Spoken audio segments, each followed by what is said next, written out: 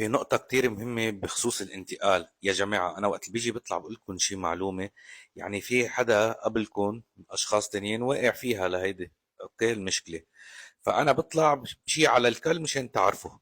أوكي، يعني زبائننا اللي عم تمرق على راسنا واقعين نفس المشكلة، لذلك بطلع بقولها للكل. الكل بصير بيتثقف من ناحية وبيعرف إذا مرق فيها الحالة لا يعرف حاله. بداية خلينا نوضح الشغلة بخصوص الانتقال. إذا افترضوا عقار مسجل باسم الجاد، جد الجاد مثلا، وتوفى الجاد، ورجع توفى ابنه للجاد، ورجع توفى الوالد، وبده ينعمل انتقال هون.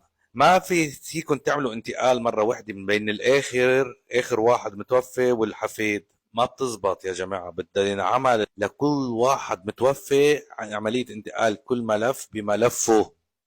يعني ما بتصير تعمل انتقال واحد من الجاد للحفيد ضربة واحدة، لا، كل واحد متوفي بده ينعمل انتقال ملف لوحده خاص لوحده. بالإضافة لهالشي، كل ملف بده يندرس لوحده، وكل ملف بده يندرس طريقة. بركي المتوفي التاني متوفي بمنطقة تاني، ممكن يندرس بمحل تاني.